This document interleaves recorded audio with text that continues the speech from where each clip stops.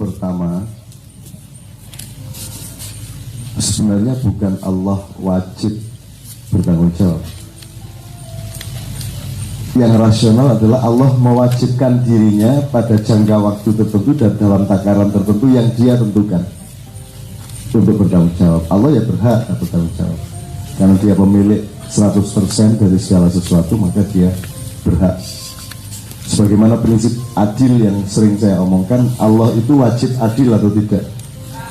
Tidak wajib adil karena dia tidak terikat apa-apa dan dia tidak utang apa-apa sama siapapun saja.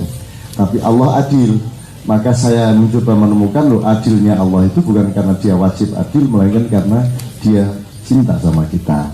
Kira-kira gitu Mas ya. Terus ini saya bukan menjawab dengan ujung yang bisa Anda pastikan. Saya hanya menjawab untuk menemani Anda berjalan. Jadi tetap saja aku ojo didadekke Gusti Allah, aku ojo didadekke siapapun sing memberi kepastian kepada Anda. Tapi Anda yang penting dibuka ke lawang meneh, sehingga Anda mengembarai Madinatul Ilmi dengan baik.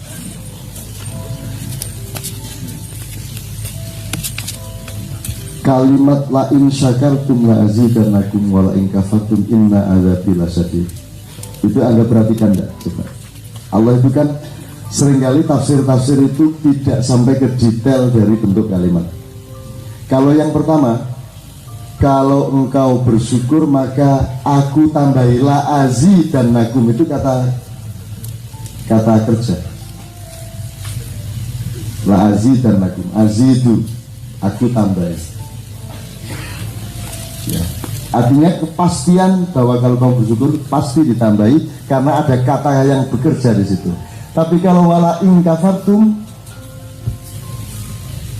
dia hanya menyebut, Allah hanya menyebut sesungguhnya azabku mana dahsyat. Tapi Allah tidak menyebut barang siapa kufur maka akan aku azab dengan dahsyat. Tidak gitu loh kalimatnya. Pasti ada maksudnya Mas. Jadi sebenarnya Allah itu sebenarnya mendidik saja sama Anda, itu mendidik, ngelek wae ben kowe iki ora kufur. Neng di situ ada ketidakadilan yang menguntungkan manusia. Nek kowe bersyukur mesti ditambahi, neng nek kowe kufur, aku iki ampun lho kowe macam-macam. Ngono tok ning ora kowe tak azab, ora ngono kowe. Jadi tidaklah u'adzibukum menunda, tapi inna azabi lasyadid. Kalau itu diperhatikan. Dan sangat banyak Allah itu kasih retorika seperti itu. Sama dengan ketika tadi saya ngomong atiullah wa atiur rasul, tapi waktu ulul amri nggak pakai atiu, kan gitu. Di situ dia relatif, yang dua sebelumnya mutlak. Itu juga la azidannakum itu mutlak, tapi kalau inna azabi lasyadid sebenarnya bisa ditawar itu. Gitu loh. Ini ojo jurwah nek ngono ra apa-apa kufur, ojo ngono kuwi. Tapi maksud saya begitu murahnya Allah, dan itu pasti akan nambah rasa syukur Anda tafsir itu mestinya. Gitu loh. Perkara engko kowe njaluk ditambahi ya didelok-delok lah. Nek pancen kecen butuh tambahan tenan ya ora apa-apa lah. Ya ora ragus ya. Misale kowe pancen butuh tenan tambahan rezeki ben anakmu iso luwih iso luwih kaya fasilitas lah ya ora apa-apa to ya. Ora apa-apa, ora ragus ya. Jadi bersyukur untuk dapat tambahan dari Allah janjane yo logis gitu loh. Cuman rapenak mengono to Dik. Rapenak pekewuh gitu ya. Nek iso ya bersyukur menurut kok rasa mergo njaluk tambahan. Ning upama iya ya ora apa-apa. Ning ya kurang mutu lah menurut kok. Artinya itu kan soal derajat. Allah itu sering punya retorika seperti itu, sama dengan kalau engkau dijahati, kamu berhak membalas dengan kejahatan setakaran. Tapi kalau engkau memaafkan, itu lebih mulia di hadapan gue. Apik banget apa gue? Hukumnya jelas, gue berhak. Ning Allah menawari akhlak. Kalau kamu memaafkan, maka engkau akan tinggi derajatmu di hadapanku. Kan gitu. Nah, gue apik banget. Sekarang antara kufur dan syukur itu kan juga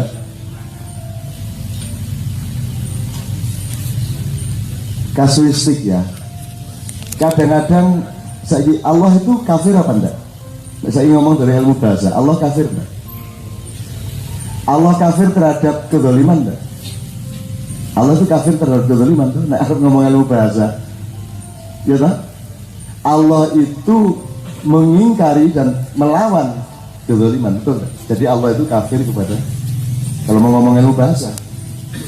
Cuman kalau kita ngomong ini muslimun, ini kafirun, ini mutiun, ini kafirun, itu kan kontekstual, dia bukan substansial tok dan esensial, tetapi dia kontekstual. Yang dimaksud kafir adalah orang yang nutupi kebenaran. Aslinya kan nutupi ngono tok. Sopo wae mulai dari cover bed gitu deh. Jadi cover gitu loh. You covering, kamu menyelimuti atau menutupi. Tapi kan konteksnya adalah menutupi kebenaran. Nek bahasa originalnya kan tidak ada kebenarannya, waktunya nutupi. Jadi kafir itu bisa, kafir itu bahkan di Quran ada yang berarti petani. Jadi ada di Quran, saya lupa ayatnya, nanti kita cek, kita buat. Artinya petani. Mergo wong tani iki penggawean nutupi lemah nganggo tanduran. Jadi dia menutupi tanah dengan tanaman, maka dia disebut kafir. Jadi kowe nek dikafiri kowe rasa musuh, pancen aku wong tani ngono wae. Kafir pancen aku wong tani ngono. Bingung kayak lho kok tani? Ora mudeng ta, mulane kowe rasa ngonek-ngonek ki ora mudeng artine kafir yang itu kan. Itu jadi tolong juga ilmu bahasa, maka saya sering punya anjuran mbok Islam dipahami lewat epistemologi juga. Ilmu lughah, ilmu makna gitu ya. Kafir, jihad, apa meneh, syahid. Misalnya mati syahid, ini kan nek ora dipahami secara kontekstual, nek ora dianalisis kan angel kan mati syahid itu ya. Syahid artinya orang yang menyaksikan. Apa itu Pak? Asyhadu, aku bersaksi, saya syahid pada waktu itu. Jadi mati syahid artinya orang yang mati pada posisi menyaksikan keesaan Allah, kebesaran Allah. Menurut paling tidak distatuskan sebagai orang yang mempersaksikan keesaan dan kebesaran Allah, maka disebut mati syahid. Lucu bisa nih, menurut kok mati kok syahid. Tapi statusnya itu tadi mempersaksikan. Jadi ketika saya mati, tes itu yang ada cuman Allahu Ahad, Allahu Ahad, gitu loh deh. Maka disebut menyaksikan. Ini selama ini kalau kita ngomong mati syahid kan bom bunuh diri, terus perang mati, kan kita. Padahal ya wong mati ra iso kok ukur. Ora iso diukur. Saiki apa sing layat sing akeh kuwi sing matine luwih apik, apa nek ora ono sing layat ki wonge kurang apik. Saya dulu pernah di mesoni kiai di Tuban, jajal nek Cak Nun kok sing layat pira. Nek kira-kira sing layat gak akeh ya berarti akeh ngapusine ngono lho. Nek Gus Dur kan sing layat sak Indonesia. Penerbangan kabeh entek, Lion Air, Asia Air, Air Asia entek kabeh untuk ngelayat Gus Dur. Dan saya jamin saya tidak akan dilayat oleh banyak orang. Dan kalau boleh aku rasa kok layati. Nah itu aku ngelamar ki, cukup anak bojoku kalau keluarga butok asline. Ini kan ya itu ngelarang wong layat kan gitu. Nah arep pertandingan aku rame lu wae. Oke-okean. Soalnya gue sih menang Butin Soeharto lu menang, bahkan Kanjeng Nabi sapa wae. Nabi sapa wae tidak bisa melawan Butin dalam soal jumlah layat. Nah arep ampuh-ampuhan oke-okean kuwi ya. Aku ora melu lah, aku sing kalah mburi dhewe wae lah, aku sing paling hina saja. Jadi saya memilih yang terhina saja, tidak memilih yang terhebat. Nah, aku mending nunggu bulan aku ora tau melu pertandingan ta. Kon nyalon ke presiden, kok gubernur mesti mau ya aku mesti kalah, aku lo kalah mawon. Soalnya kula mboten purun dilantik sinten-sinten, sing lantik kula kedah sing damel kula. Ngono ta? Perkara sing damel kula mungkin ngutus sinten lah monggo. Mumpung sing milih aku kudu sing gawe aku. Nek sing milih aku men kanca-kancaku urung karuan kae janjane ning arep tak dadekke dirjen. Sing milih aku gitu. Itu ya masih kira-kira Mas ya. Juga ojo terlalu medenteng kowe, nafsiri ngono kuwi. Ojo terlalu kejerot. Yo nafsir nih yo santai-santai wae. Santai itu artinya lemes, hatimu lemes, mutmainah. Istiqomahnya itu di sini, mutmainahnya di sini. Ojo kene kaku, hatimu harus selesai. Hati selesai itu artinya ketabrak opo wae, dia tetap pegas, dia tetap memiliki daya yang lentur. Tuh, kalau di kayaknya disebut hati yang selesai. Banyak orang yang hatinya tidak selesai, direwel terus, mesu terus. Ini salah ngono salah, dulu opo wae stres. Karena hatinya tidak selesai.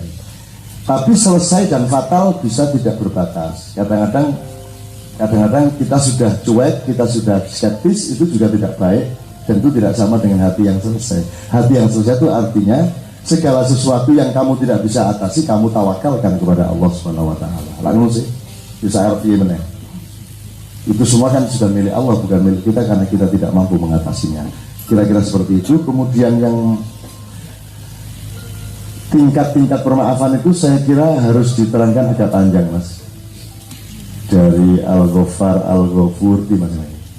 Al-Ghaffar, Al-Ghafur, Al-Afu, ya toh, Ar-Rauf, Al-Wadud, itu agak panjang. Jadi nek kowe ngeleki aku ojo wis entek jam 3 ngene iki lagi gak eleki. Mending bulan depan kowe nggawe surat nang Mas Zaki, cak nagih bab iki. Nah, saya sehingga sejak tadi sudah mengatur waktunya lah. Nek saiki iki wis sampeyan iki wis gugup aku. Loh, wis intinya gue di ngapura tenang. Amin. Perkara ora ya urusanmu karo Gusti Allah dhewe. Tapi insya Allah orang kaya anda insya Allah dimaafkan. Apa to kowe salahmu apa to?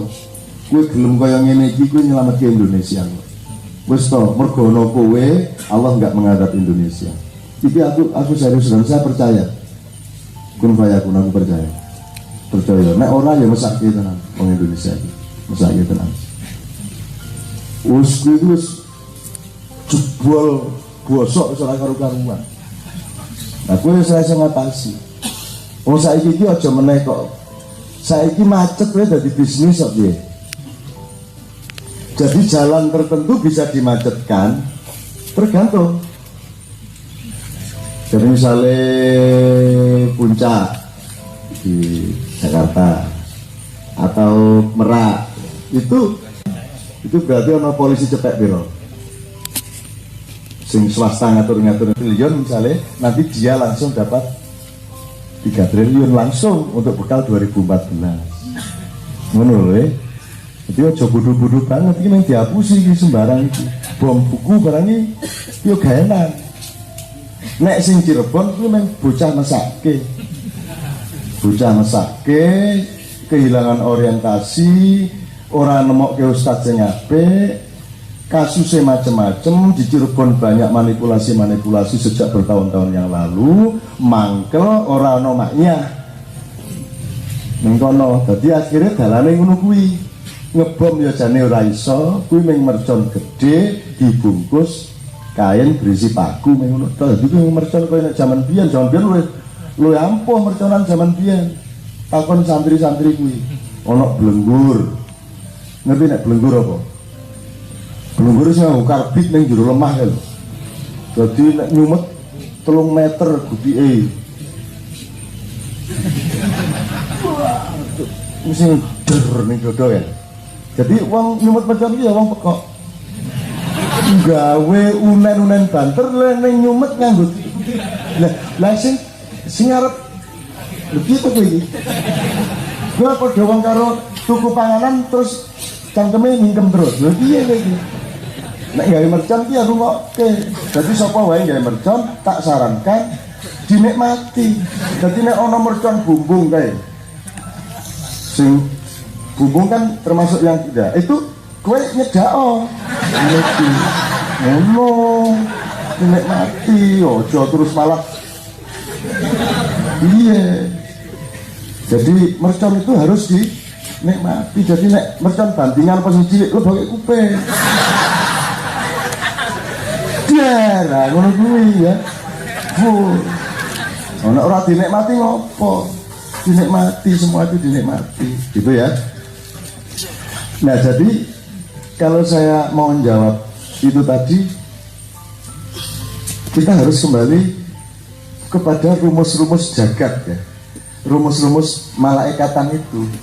wis ora iso kowe ngatasi, maka akan ada inisiatif dari Allah sesuai dengan hukum Allah.